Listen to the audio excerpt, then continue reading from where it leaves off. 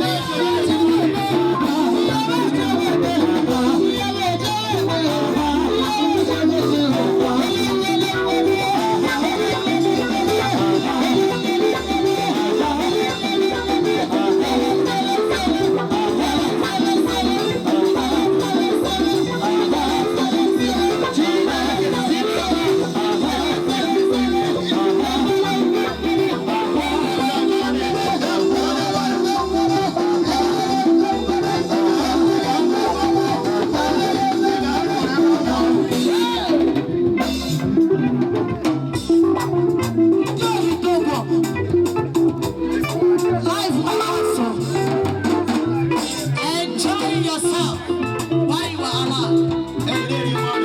Easy working.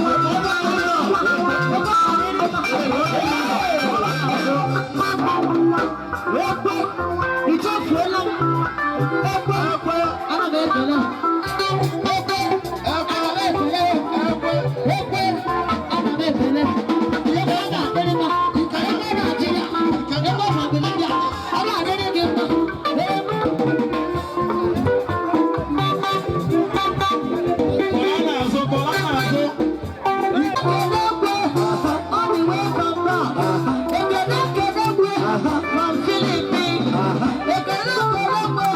from Malaysia,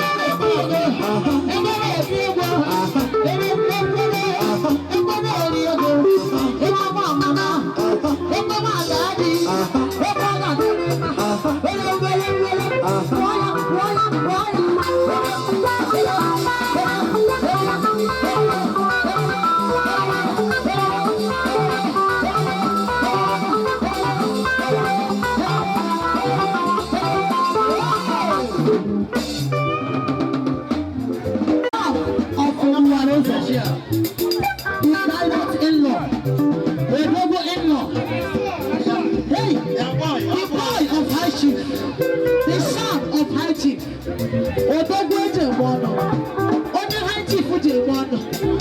If High Chief can be proud of you like this, that is to say that you are good.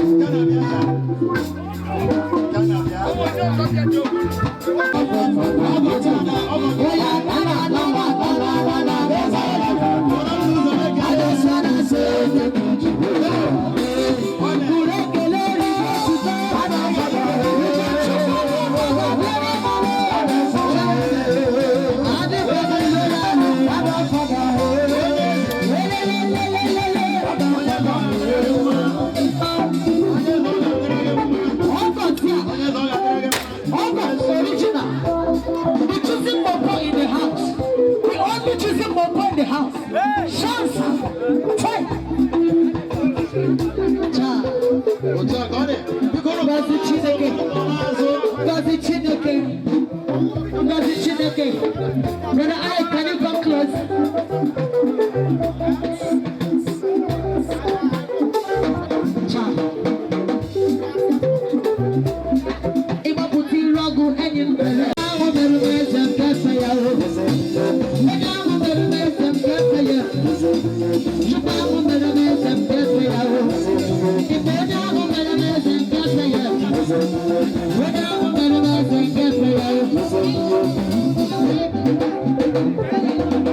Stanley of Nakura of Malaysia.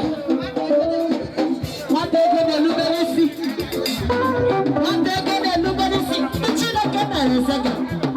All the way from Malaysia.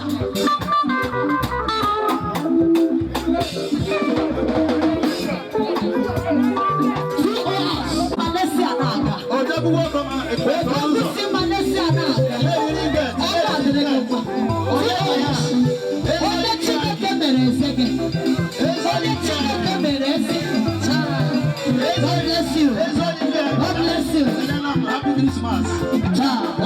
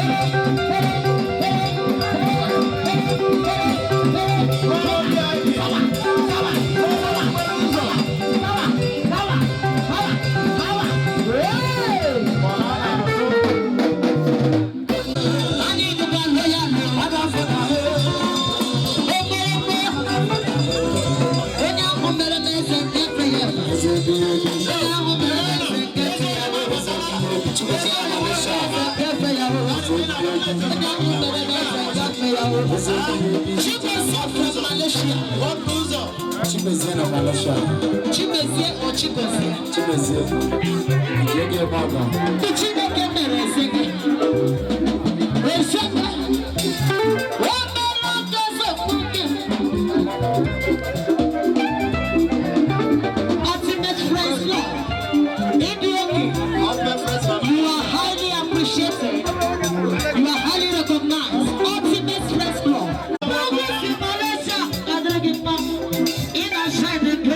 Malaysia, on a cosina roco. She goes over. They can't skin the corner. When the skin of the corner, Mukamiro. She goes here. I'm not getting Camilo. She goes here. I'm not drinking. You already played Malaysia. When you're Venezia, people like you, Jehovah lifted you from grace to grace. Every day by day we just celebrate. When it's in the food, I just want to say thank you. See, I'm living like a good man from my people. Never forget where I come from my people. Where I just want to say.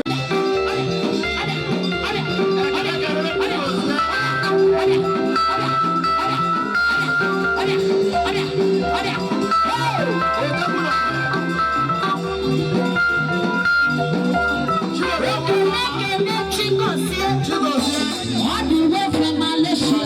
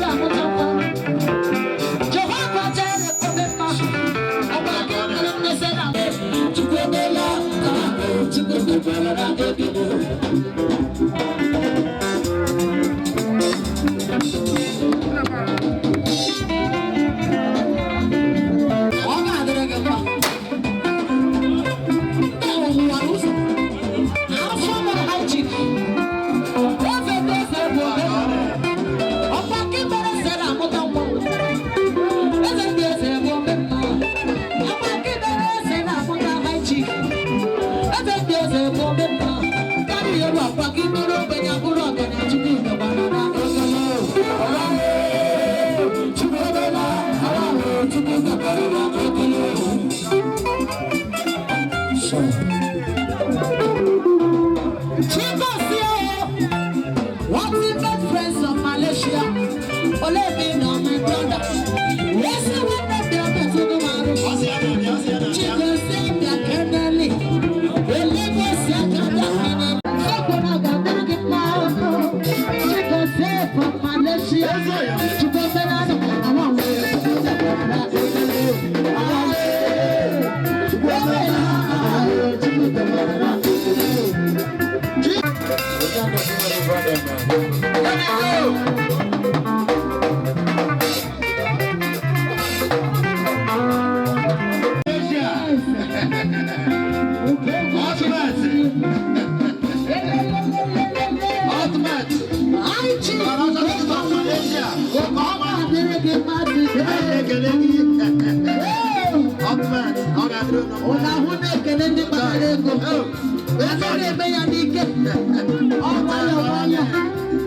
The ultimate friends, all the way from Malaysia.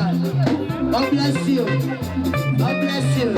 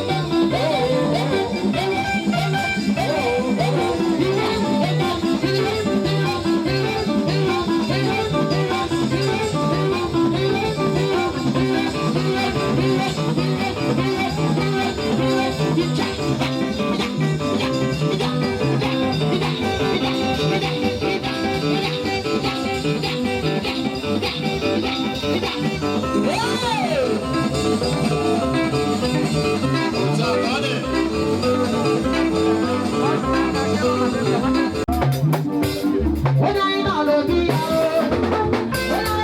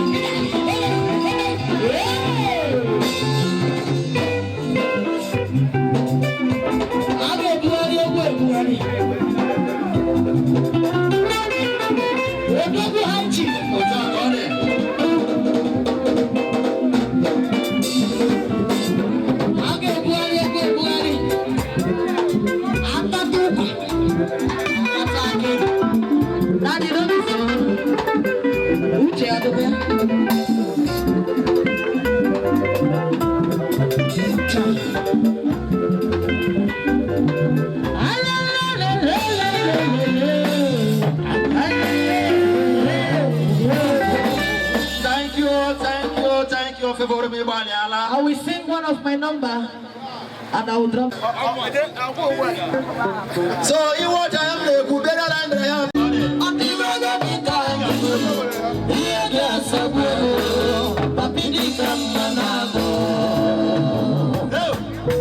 Double chief, what is one of Malaysia? It's a hard Cynthia.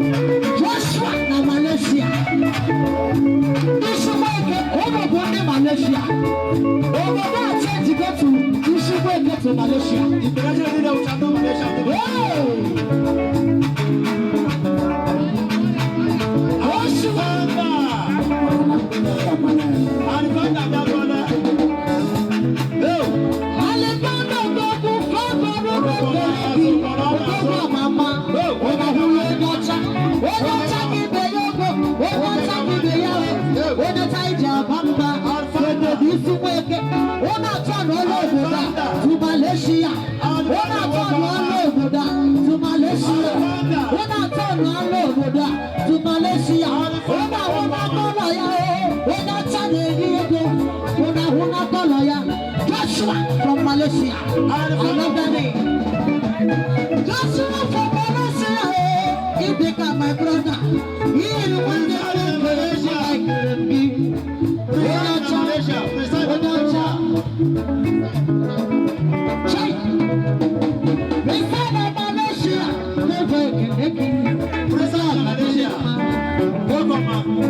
Jehovah is working in your life in your time.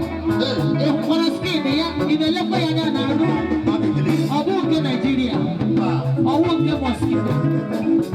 Oh, Lord Jesus, you are worthy to be praised. I love you, you are worthy to be praised.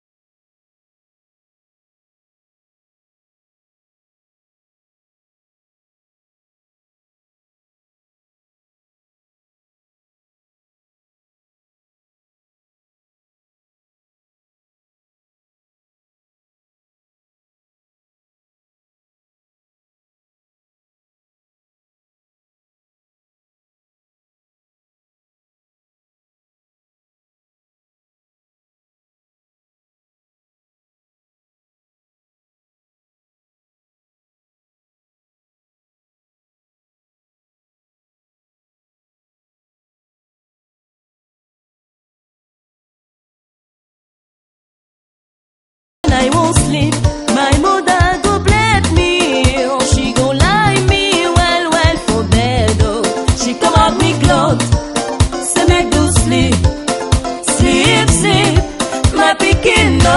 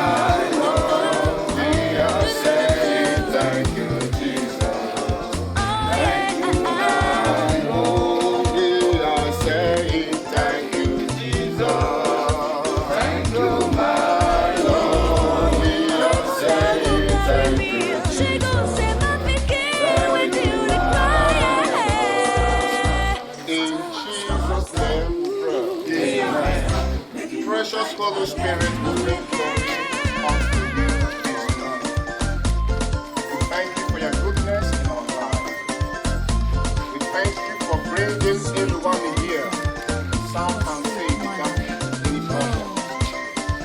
We thank you, Lord, because your grace and is sufficient for us. We should take all the glory in the name of Jesus. Amen. The Bible says that in every situation that we should glorify your name. Thank you, oh God, in very situation. Make you no cry. Sit down and say, take all the glory. Right now, we commit the rest of today's activities into your hand.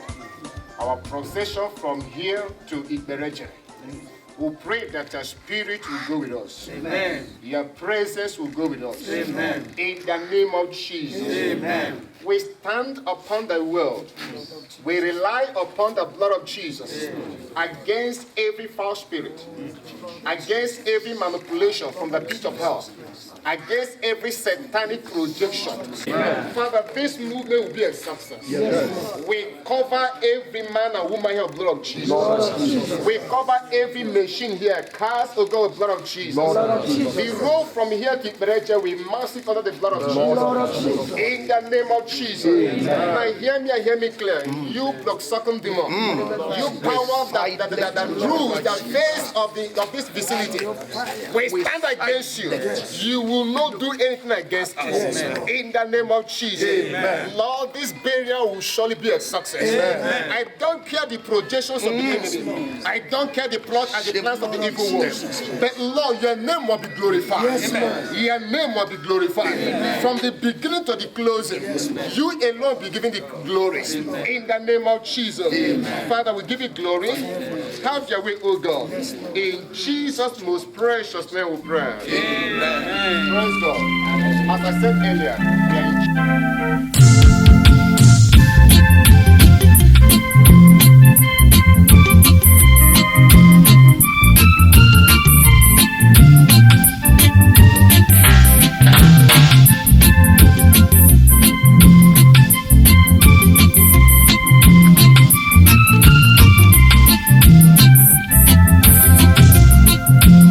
opi ike eluigwe ga-ada mgbe ndị nsọ ga-ebili ije ha izute onye nzọpụta na mbara eluigwe. Mgbe m ga-ahụ iru ya nke ọma bụ onye nọ n'ocheeze ya, ma ọ ga-eme ka ihe niile dịkwa ọhụụ ọzọ. Ọ ga-ehichapụ anya mmiri na anya gị chai, ịkwa akwa n'iru uju agaghị dịkwa ọzọ, n'ihi na Jehova Emmanuel ga-ebinyere ndị nke ya. Jehova ya onwe ya ga-anọnyere ndị ya.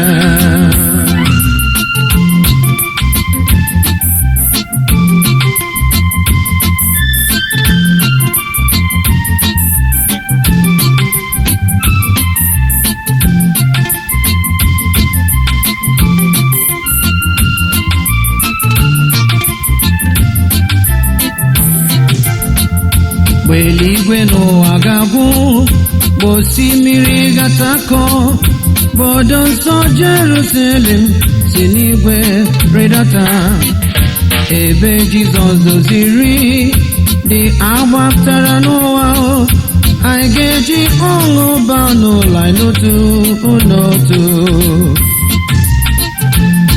Ọ ga-ehichapụ anya mmiri na anya kem glory, ịkwa akwa n'iru uju agaghị dịkwa ọzọ, n'ihi na Jehova Emmanuel ga-ebinyere ndị nke ya. Jehova ya onwe ya ga-anọnyere ndị ya.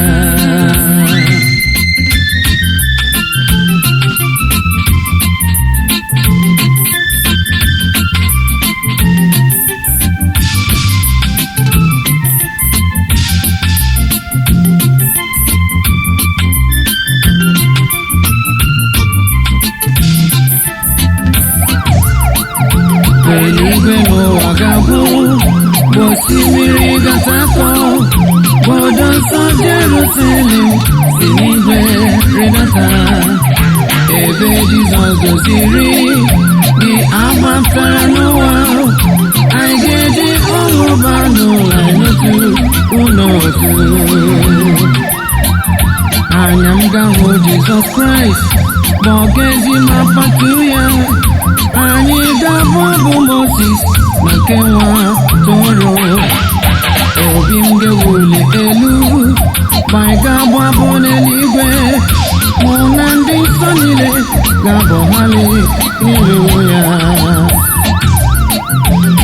Ọ ga-ehichapụ anya mmiri na anya nke eme, ịkwa akwa n'iru uju agaghị dịkwa ọzọ, n'ihi na Jehova Emmanuel ga-ebinyere ndị nke ya. Jehova ya onwe ya ga-anọnyere ndị ya.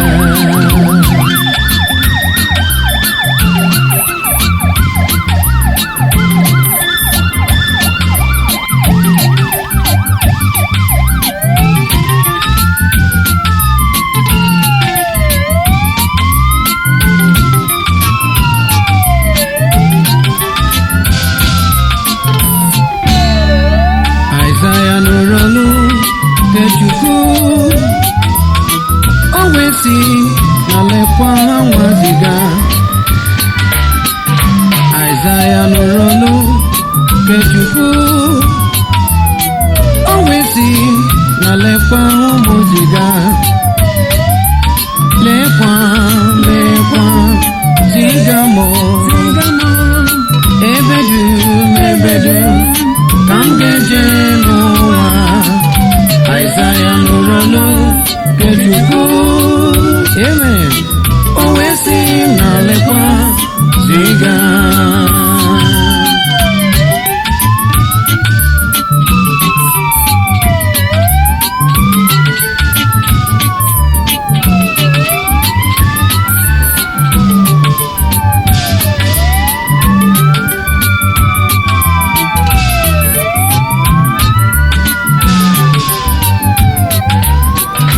Aịzaya nụrụ olu nke Chukwu n'ebe ahụ, o wee sị na lekwa ụmụziga.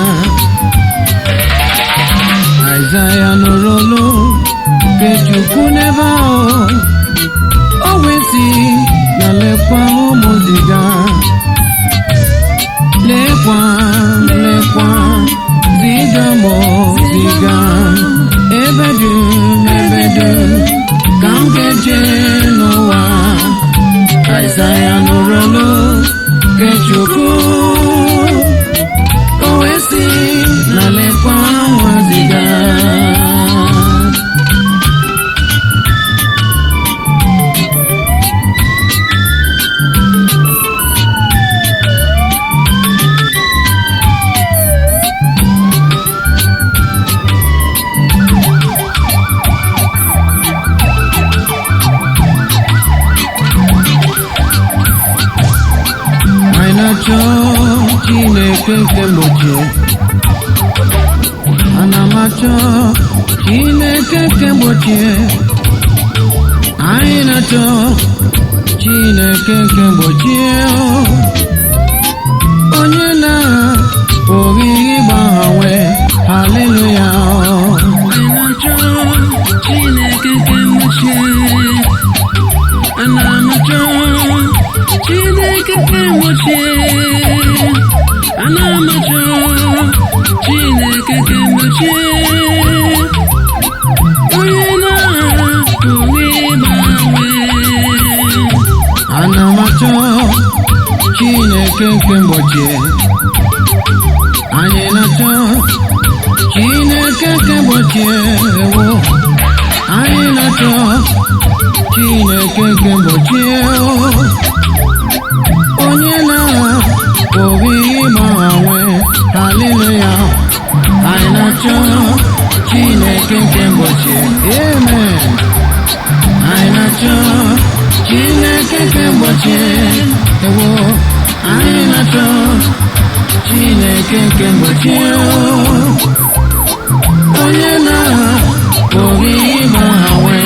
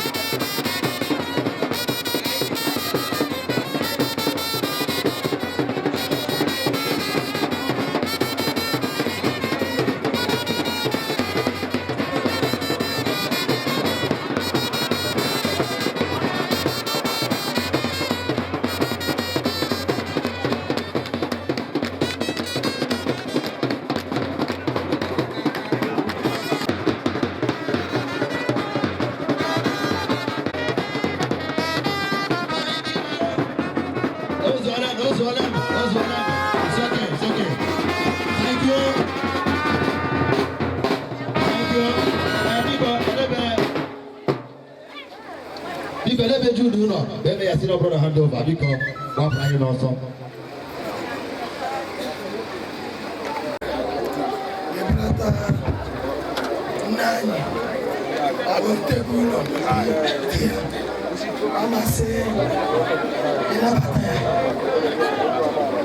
Praise the Lord.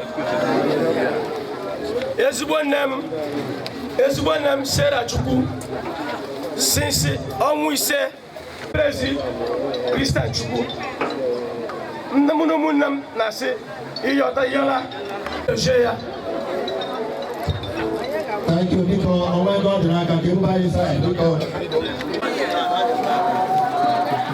Ezigbo nne m n'ụka ọ na-aga o kwesịrị ike n'ụka ọ na-aga ugbu a achọrọ m inyefe aka n'olu ụkọchukwu ya ezigbo eme ka m nye ya na Okay, hallelujah. I say hallelujah. Please, can I all of you clear here?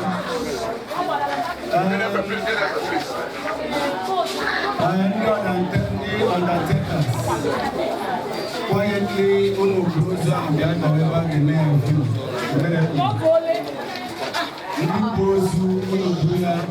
No band, no knocking again.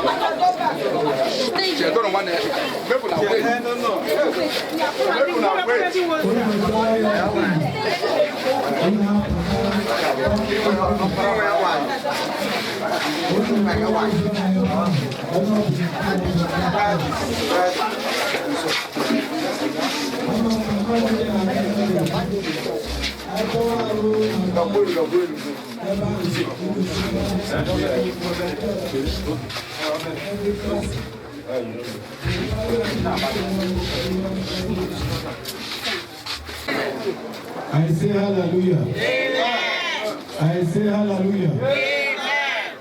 Amen. You know, I'm sure we have better church from there. Where will that Mama Christine Oya Gilmaria? Now the church have to bury the body of their member. So I now show the cooperation of every person. I am cooperating with whom we are. A delay I need to keep us here for a long time. When I go to our church from ever. Hallelujah.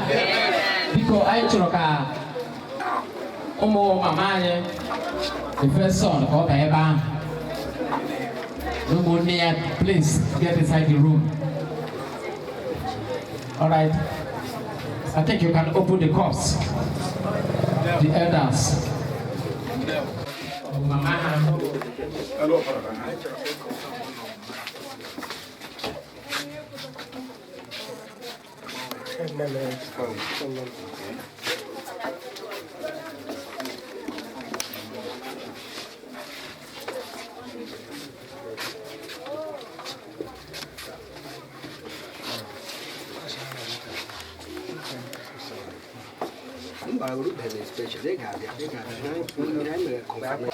For all your good works in our life, the life of the family of Chukwu. We thank you, Lord, for bringing us from mortuary down to this family without no problem. We say, may your name be glorified in Jesus' name. Amen. From the end, you will be praised and glorified in the mighty name of Jesus. Amen. We silence every powers of darkness, every manipulation from the kingdoms of darkness. We come against you. We command the from the Holy Ghost to render you useless and powerless in the mighty name of Jesus. Amen. Out there we have our Father. We declare this meeting open in the name of God the Father, Son, and the Holy Spirit. For in Jesus' most righteous name we pray. Amen. dịka Chukwu's family na-aga ebe ahụ ndị ọzọ ga-esochi ha azụ bụ ụmụka family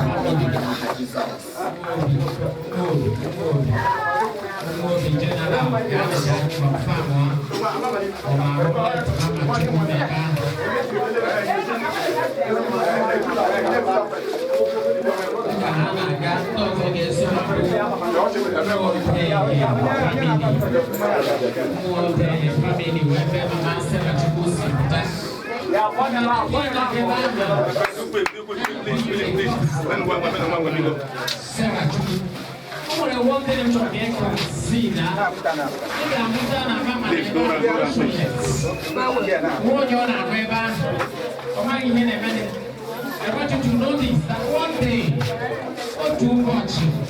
Okay, go back again. When you go to the almost easy, and almost tiaka, or too much. You will lie and sleep like mama. Let mama sell it. They can also get a chance so one day.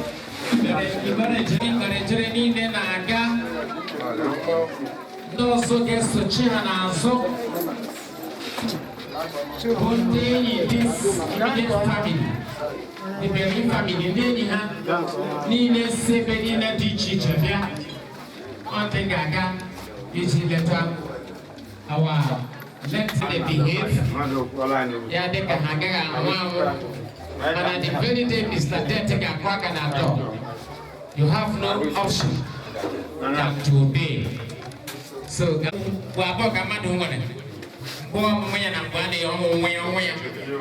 yes, Mama Sarah Chukwu, amen. Yes, indeed, this family, please. Just so indeed, Aga, those the Believers Gospel Mission, Kondena Hasia Bolini, Believers Gospel Mission, Kahana, Akwane Boki Bas. Yes. But the BGM, Aka, in the system. Kahana got also gets to China Zuga and the choristers. The choir, please.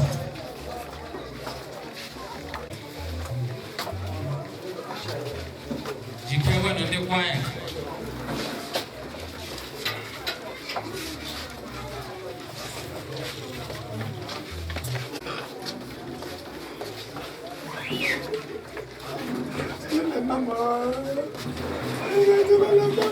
Hello, yeah.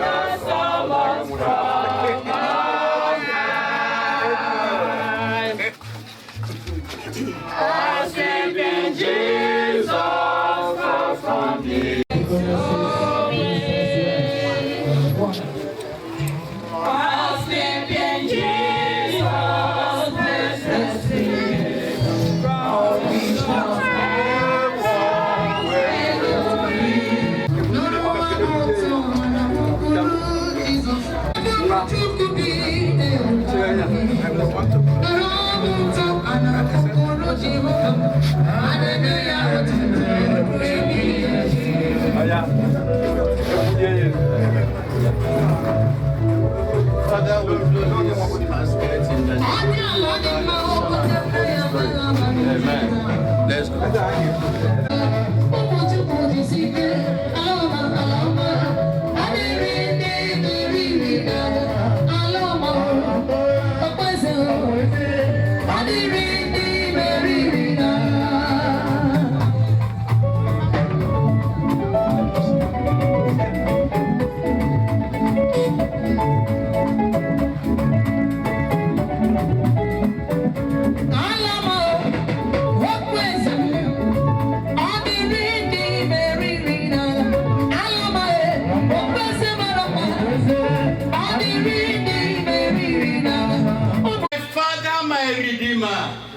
Humbly asking that the name of your dear Son Jesus Christ be exalted here.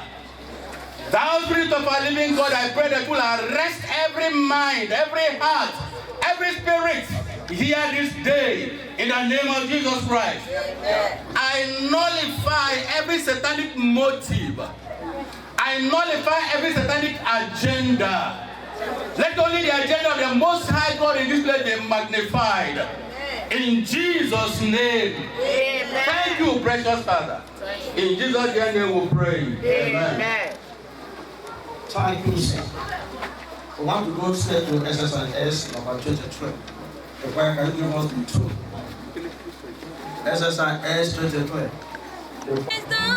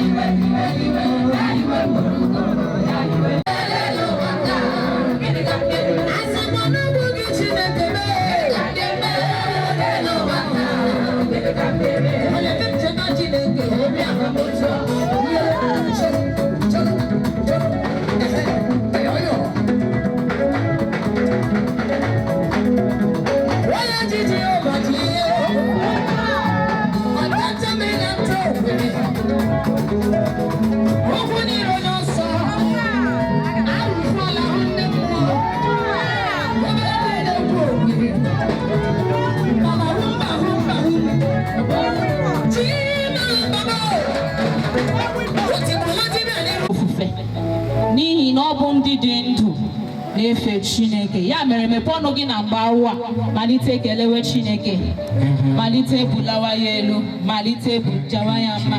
Open your mouth and glorify the name of the Lord. There is none like our God. Give you all the glory. Thank you.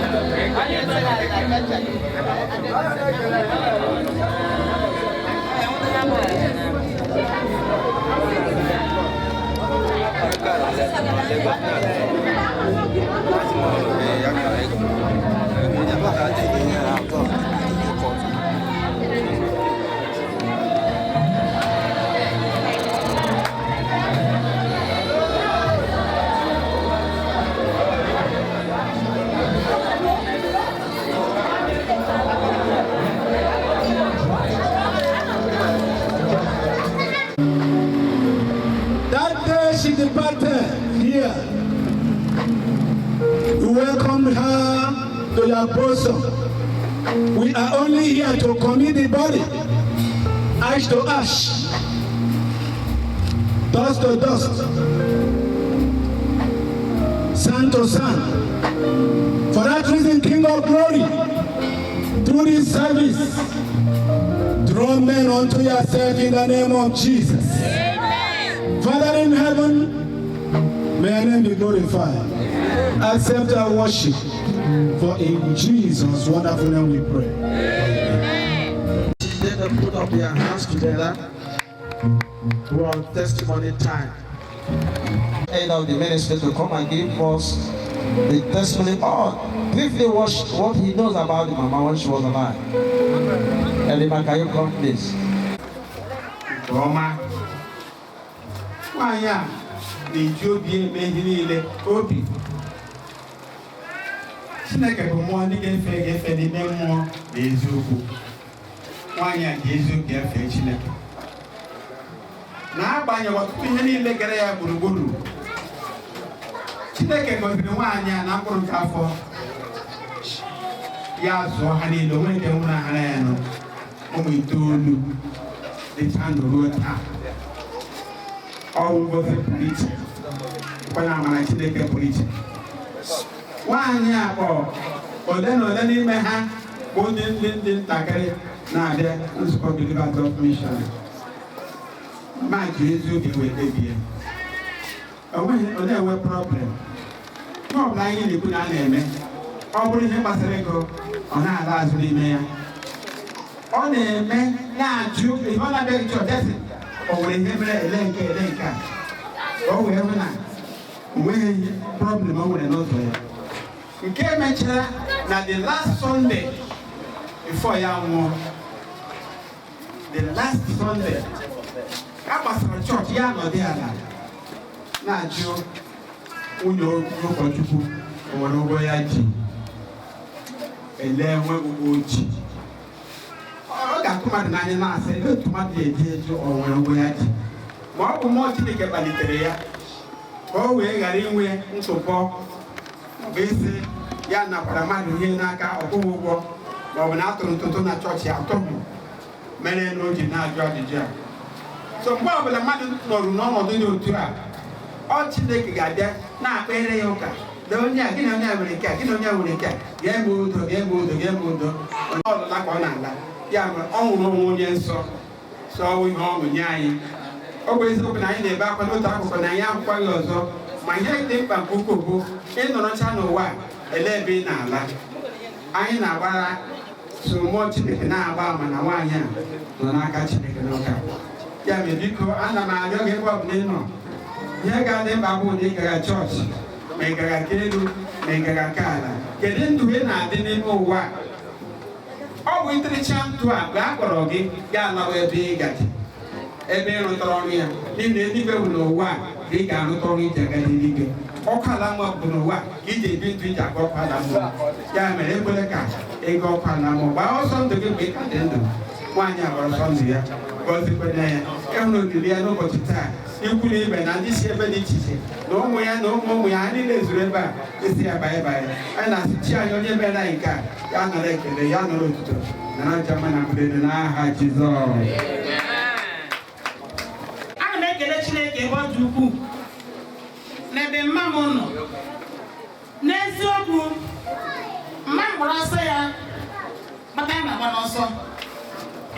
Ana m ekele Chineke ọkwa n'ihi nrịanrịa mma mgbe na-arịa nrịanrịa ọra ihe nrịanrịa dịka sikwa na mkpirikpi otu ụbọchị ndị Igbete Christian Union from Lagos ha bịa and I combine with them and they make deliverance so mama nọ nga na ọ nọ n'anya ọnwụ ma gba ya mma ya aza sị na ma hapụ ugbu a gaa gwa ebe anyị gara ya sị nwa m sị m ga-ahapụ ya gawa sị ee ama hapụ gị gawa n'eziokwu mgbe m na-ahapụ ya na-aga m na-ele ya so nwere ike ahụ m na-abịa mana nwa I'm here 3 days that we said the second day m nọ na ala we said ha kpọm ha sọ nwụọ na so mma agha bịa masị the God of Elijah mekuru ya ya ete mgbakwuru ya ma akpa ya sị ma nọ na arọ ga nwụọ ya sị m si na m na-adịkwa n'ihe m si anwụọ sị bitakwa m chọọchị ị ga-anwụ m ga-apụta ebe na benyi na maka that day this day ya nwere ọsọ ga aga otu mmiri so mgbe anyị ga-apụrụ ya site na wee okwu Chineke ozugbo salvation message gwa ya okwu nzọpụta ozugbo ya gwacha ya na site na amara Chineke ihe nri Thursday elu Sunday jedere iji n'ọnwa n'ugbu a ọsa Chris ya ebute na Lagos Mission ma gbakwuru na ya ekwu Reverend Dr. Ozuronye site onye amama m ibi mee follow site na amara Chineke kemgbe arụ ugbu a ọ dịghị ọ nọrọ azụ adịghị onye na-adị ya ka ọ na-achị nwa ọnwụ ma agba esi mma chetakwa Chineke ịgbakwuru ya sị ya nọ na si mechekwa ụzọ gị ya sị ya nọ na ma ana m ekele Chineke n'ihe niile na ihe niile black one na Lagos n'eziokwu ịnọgị ebe ya na-akpọ masị m ma jidechi okwu gị gị o nnabịa okwu Chineke ya anyị orukwe ya dị were lọta ihe na anyị sọ ngọngọ ya sọ mba bụ sirezi anya ọmụrụ ya na-atọ ọbụ ya sọ mba bụ ma ana m ekele Chineke n'ihe niile n'otu ụbọchị dawi ka ọ na-achị ụmụ ndị ọbụla ya na-mere ma ndị na-adụrụ ọbụ ma ndị ya na-ekwukọ okwu ya ga-adị na n'otu n'otu nụrụcha ya na-ekwuchi ụka ha emejie m sọ na Chineke ya sị na ndị mmadụ atọ nọ n'otu ụbọchị. Satọde n'aha Jizọs. One in question. Early life and academic life. In Ephesians chapter 3 verse 1, which says, "To everything there is a season and a time to every purpose under the heaven." This gave rise to verse 2 that says, "A time to be born." Mommy Sarah Chukwu was born to the family of late Mr. and Mrs.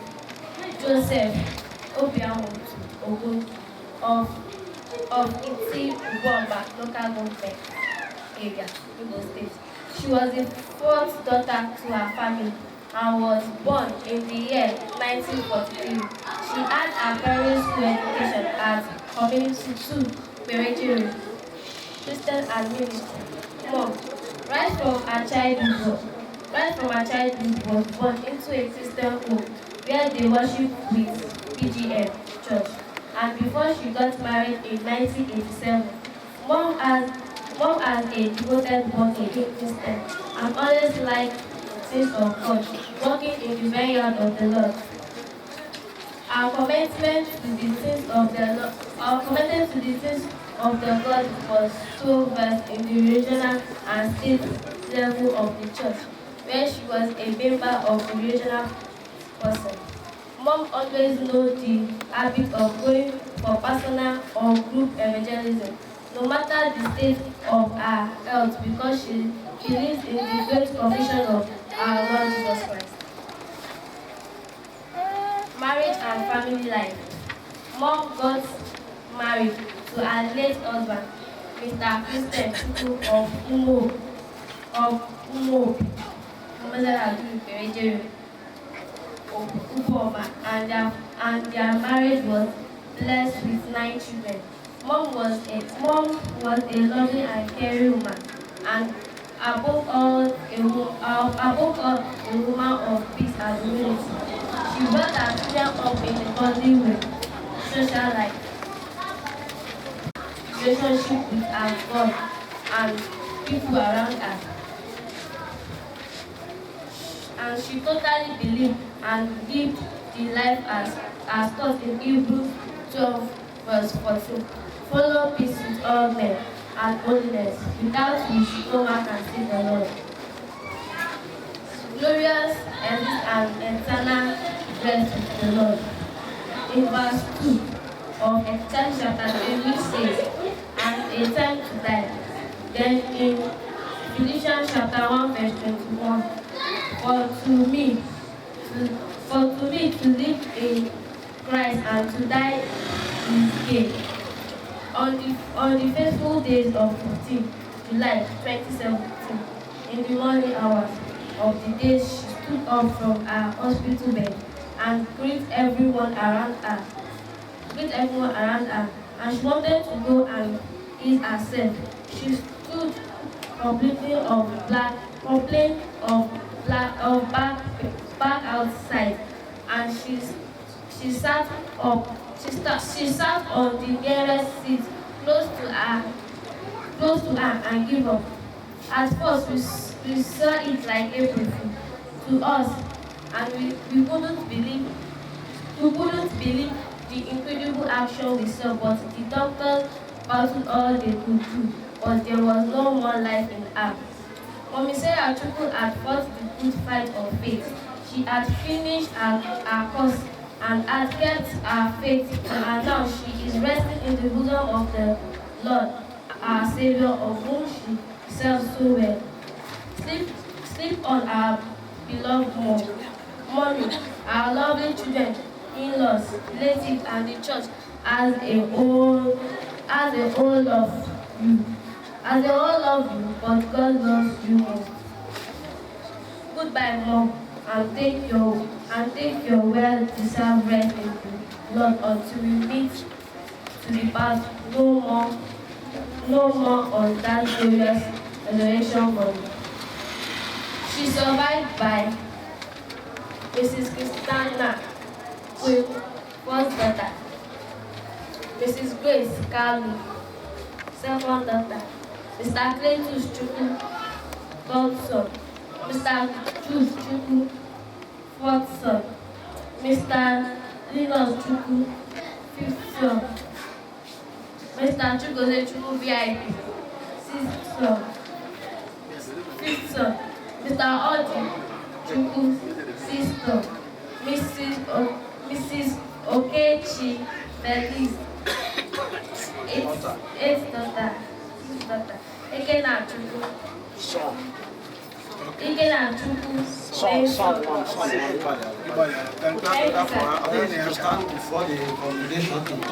Can I be a letter?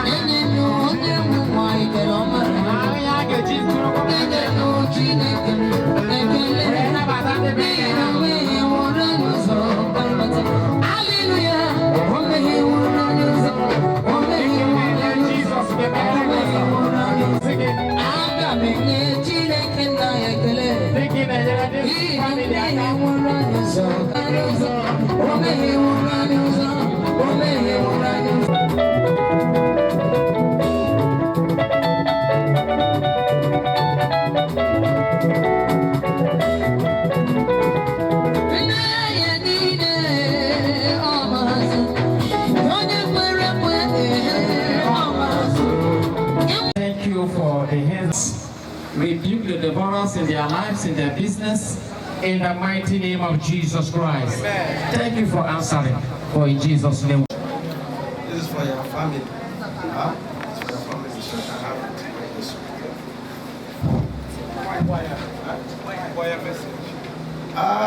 Before we hear the message, the choir is going to give us our.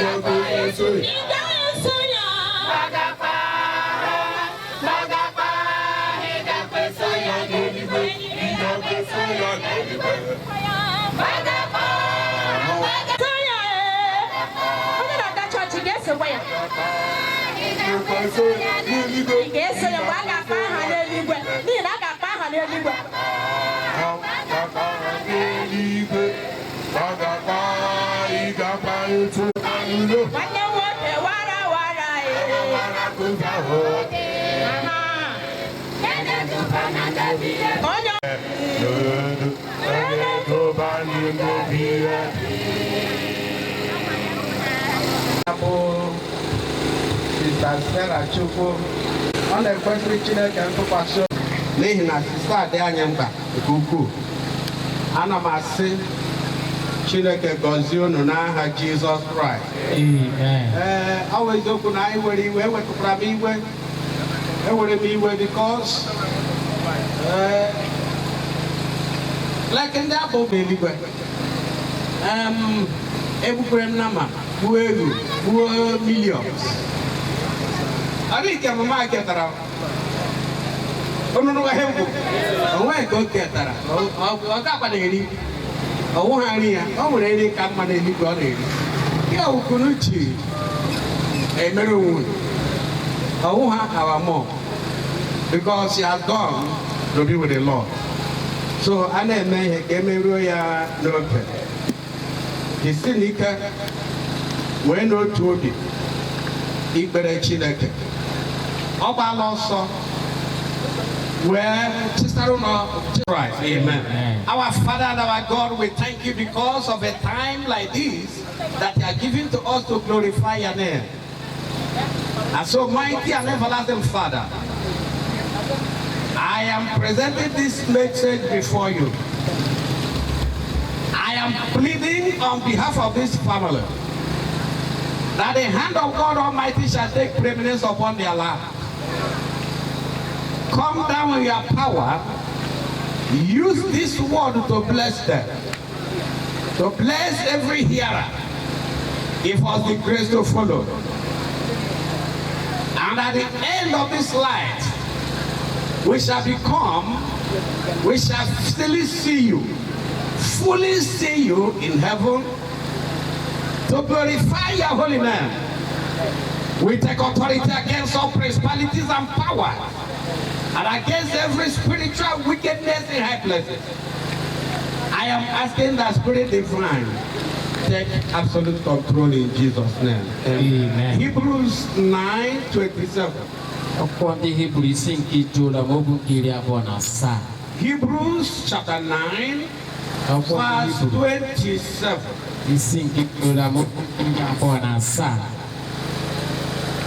And as it is appointed unto men once to die,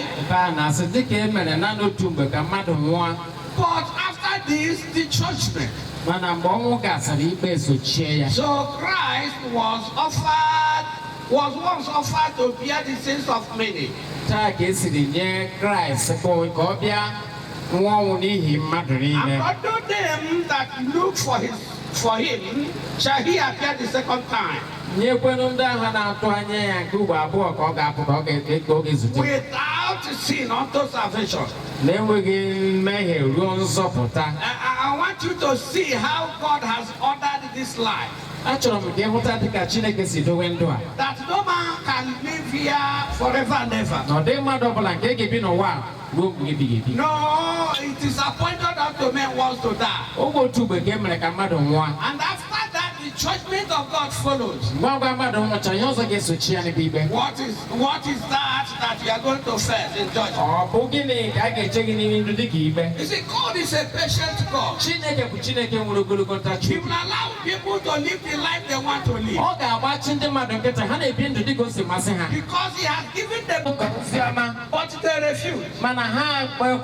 He now puts it there that at the end of this life, one man must surely die.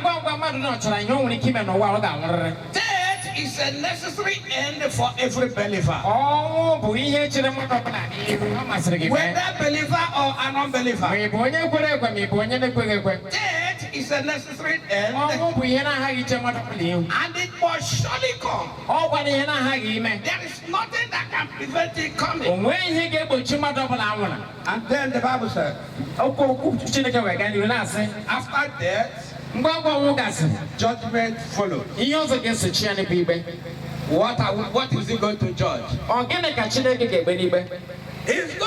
God is going to judge how you have handled this world here on earth. How you have respected your Creator. Then not only that, how have you dealt with your fellow human beings? Because here in this earth, many people oppress one another. And without minding, without caring that there is a maker in heaven. They know that the superior God that can match upon them is still watching in heaven.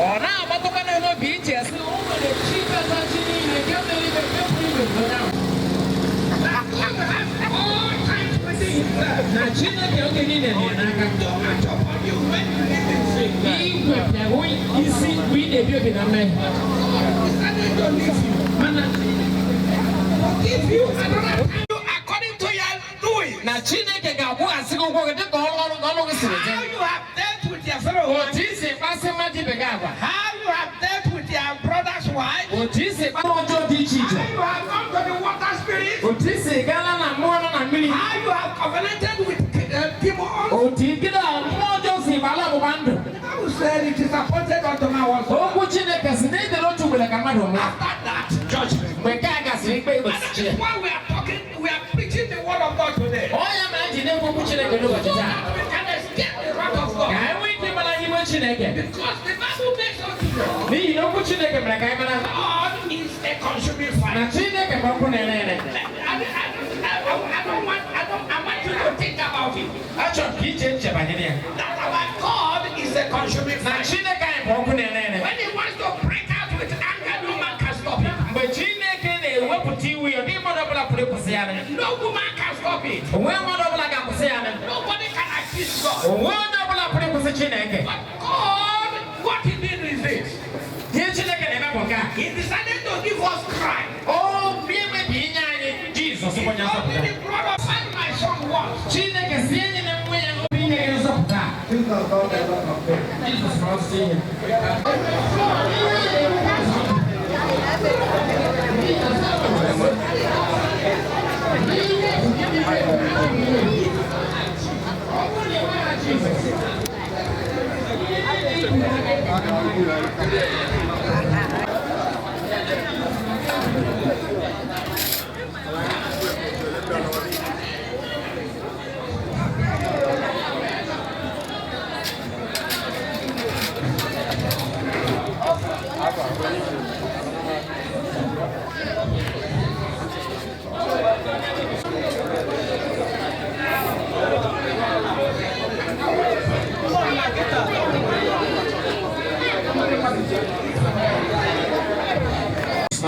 If you want to be free from power of sin, Jesus is calling you. Jesus. You know, sometimes people will hear the word of God and they say, hey, what he's saying is true. But to put it into what they cannot. I want to tell you, there are power greater than yourself that can not allow you to do the right thing to do. You know that the right thing is good. You find yourself doing the evil. It is only when you invite Jesus. He will bind. Jesus will bind it. Jesus will set you free. And you will see the light of the living. Praise the Lord. Hallelujah. Stand up and let us pray. A word is enough for the wife. We stand before you in the presence of God. And thank God I was spoken to him on the last day. On earth here. But he rejected me. Let it not be so with you. Let this word stand to deliver you. Let this word stand to save you. I want you as a human being. God has created you and given you a conscience. Why not use your conscience and ask yourself? This kind of Jesus, Father, no big. Wake up, Jesus, Father, no biggie. Oh, Jagika Gebu, Apale Aroge, Jagika Gebu, Jagika Gebu, Apale. Take God to break you, what Jesus going to mold you, remold you, make you the type of person that he wants you to be on the last day. So that you will stand free from judgment of God. And when God does that, you are a success in this life. And I said, God, in the name of Jesus, I present this congregation before you. Those hearing me, those I can see and those I cannot see. I said, let the word follow them. Where they are sleeping, let the word follow them. Where they are relaxing, let the word follow them. Achieve the blessings that are in the world. And it shall be well with them. Give them the grace to overcome. Give them the grace to overcome. All powers of darkness, principalities and powers, spiritual wickedness in high places. In the name of Jesus Christ, let it be well with you. I said, let it be well with you. I said, let it be well with you. Let those bodies of sin be rolled away. God creating us a new heart That we will follow you all the days of our life. This we ask in the name of the Father, in the name of the Son, Lord, in the name of the Holy Ghost. Amen. Amen. Amen. Amen. Bless you, God. God bless you. Amen. Okay, properly now.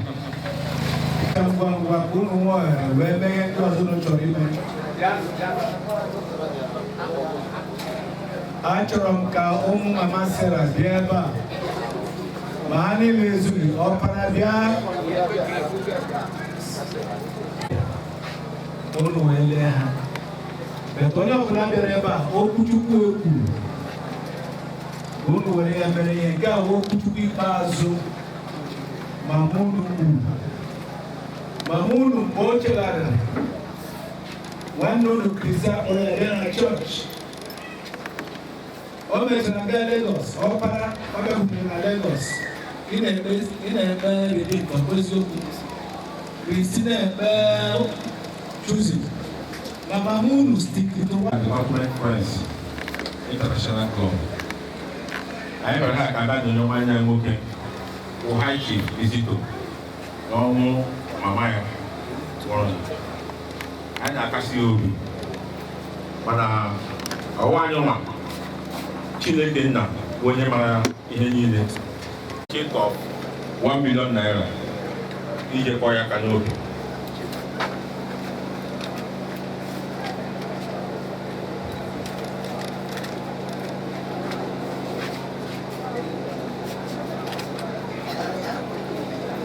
Thank you, sir. Thank you. God bless you. Bible says, so let me rule you, rebuke you. We thank God for your gift to the son, to the family, and they also give their own gift. The gift, courtesy gift is Christ. That's the best gift somebody can receive. That's one thing that is needful. When we leave this Mother Earth, when we leave this particular planet, we are going somewhere. Look at that body there. One day, you will enter there. One day, I will enter there. The word you have had today is a testimony. The word you have had here today, we stand before God. Mama Sarah, no you know the Ezelozioma, Yamanile, Bununarokwa, Bununala. I'm standing here as the presiding bishop of this Bread Commission. You will go in peace. Nothing will happen to you. Because of your presence here today, to sympathize with your friend, a member of your club, the Almighty God will give His angels charge over you. No accident will befall you. The angels of the Lord will go before you and behind you. But remember the war. Remember the war that you have had today. As you go back, try to digest it in your life, in your memory, in your family. It will be well with you. In Jesus' name.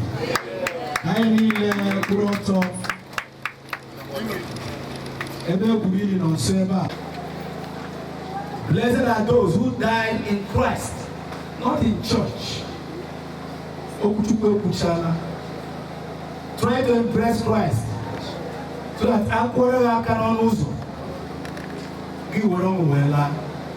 come unto me, all you that are heavy laden, I will give you rest.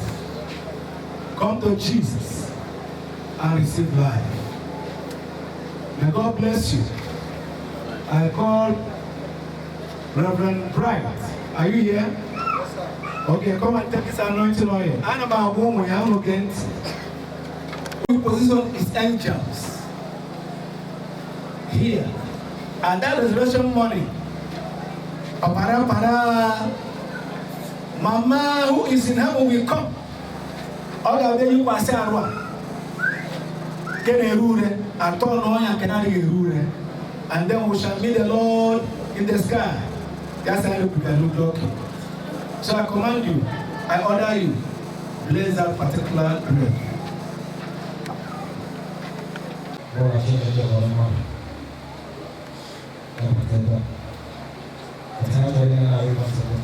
Say that the angels of God will take over this place. I stand here as a ordained priest under the commission of the great man of God, God Abba, and of the Son, and of the Holy Spirit. Amen. Pray, remain holy. Any power that will cross or come upon this grave to perform any ritual or any sacrifice against this family or any member of this family, Lord, in the name of Jesus Christ of Nazareth, let the angels that will mount on before this grave destroy such a man. And let God who serve stand firm in this family. From today, may this burial bring open doors to this family. Thank you for hearing us. For in Jesus' name we pray. Amen.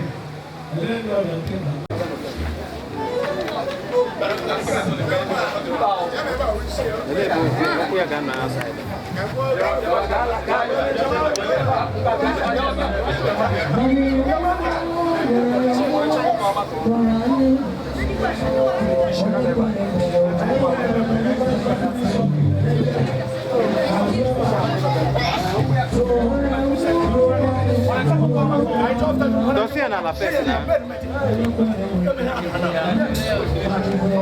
Ah, un come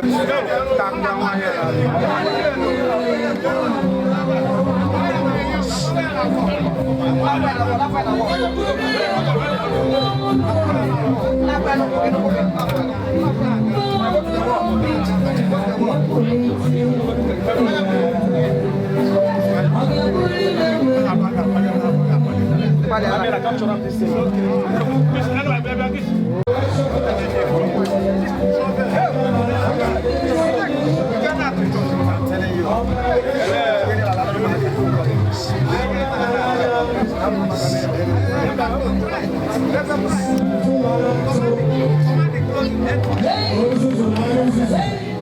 Precious in the sight of God.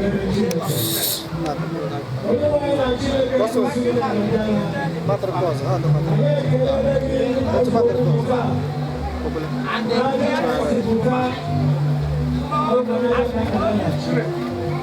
am asking that you will hear from the sons of God in the name of Jesus Christ.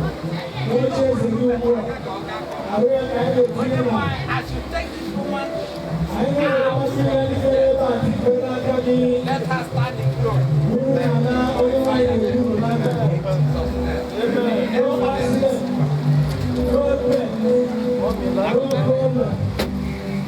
Ash for ash. Loss for loss. Father, we thank you. The end has come. The end has come. The vacuum has been created.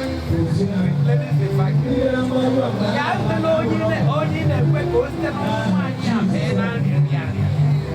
Come on, yeah, Casio. Yeah, Casio.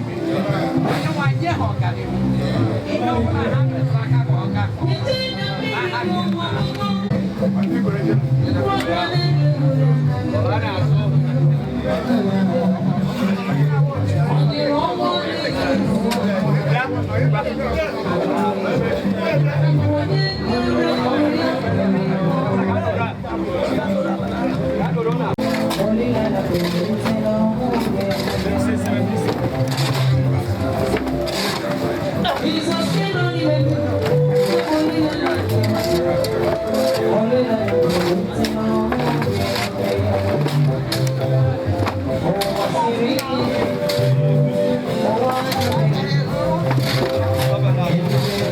you.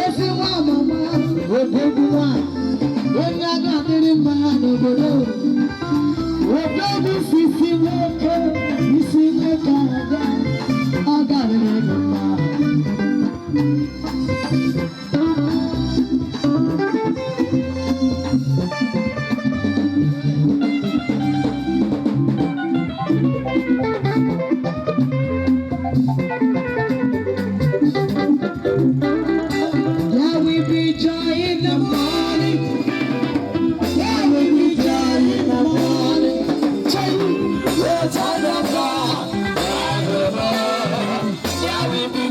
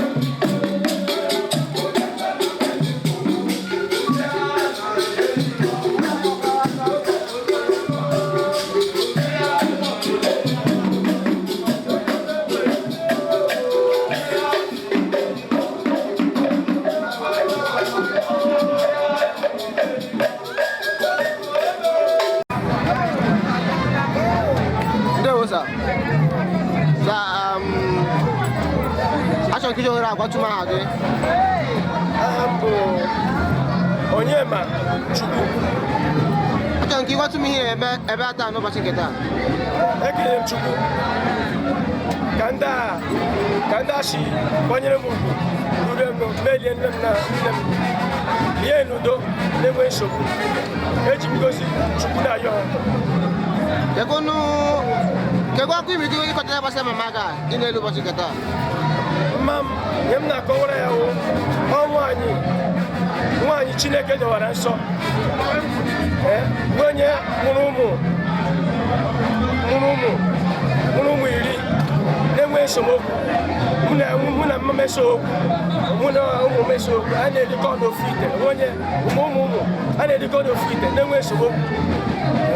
Alakụta m ọdị a otu o si nwụọ ka Chineke gozie ya ka ọ nọrọ nye mkpụrụ obi na ndokwa na mmụọ nsọ. Amen. Ka ego na-ebi na-eme maka ndị bịara gị nkwamozu a n'ụbọchị nke taa. Ndị bịara gị nkwamozu a n'ụbọchị nke taa. Ndị bịara anyị nkwamozu a, m na-ekele ha. Chineke nye ha mmaji bụ mmaji. Ha agara ịla, ha lara n'udo na-enwe nsogbu n'ụzọ ha na-aga. Chineke dobe ha na ndụ ka echekwa onye nne m n'ụbọchị nke taa. Chineke ga-agozi ha n'aha Jizọs Kraịst onye nwe anyị. Amen. Ndewo sir. Amen. Thank you very much. Okay. Ndewo sir. Achọrọ m ka iji ohere a kọwatụla m onye ewu.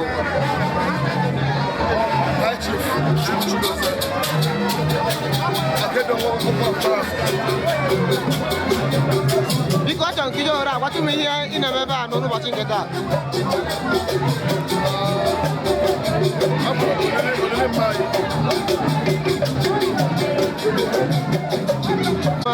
Ahụrụ m ọtụtụ ndị dị iche iche, ma ndị enyi gị, ndị si ma obodo Malaysia, ma ndị si Lagos, ma ndị si Abuja wee bịa kwanyere gị olili mama gị n'ụbọchị nke taa. Kekwenu ekpere na-ekpere ha otu a ha n'ala.